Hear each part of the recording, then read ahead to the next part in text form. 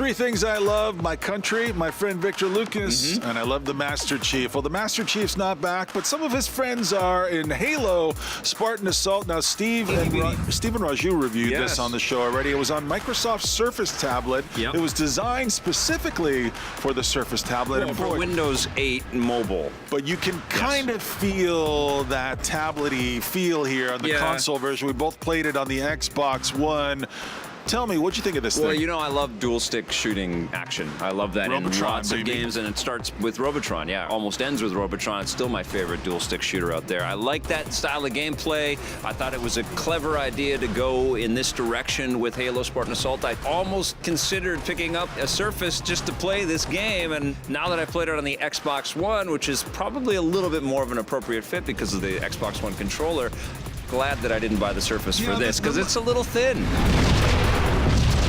It never quite feels like it all comes together, and it feels like all of the levels just feel so big and blocky and janky and generic and undercooked for some reason. It feels like it's missing a layer of detail. They also are called simulations. They're set up as simulations, so you go in and you get into these firefights, which are supposed to be recreations of supposed events. To be exciting, and they're not. And I think when any video game does that, when they set up the game within the game concept, it's dangerous territory because there's a remove there. You know, get into like the virtual reality stuff. You just want to go and forget that you're playing a game and get lost in it, and that's what the Halo first-person shooter games have done effectively for years, and we loved Halo 4.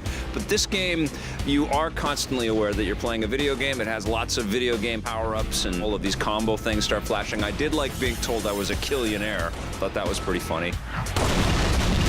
There's a weird eight-way kind of pointing that just feels so stiff. Even Smash TV, I think, did a better job. Smash TV is a much better game than that. Much more interesting game. And the levels are so short. Yeah. Every level in this game, probably 3 to 5 minutes, and you're done, and you're moving on to the next level. And some of the times you're defending bases, or you're defending your Wolverine trucks or something like that. Sometimes you're just storming and trying to kill as many enemies as you can, as quickly as you can. Sometimes you've got to hold off position before you get airlifted out.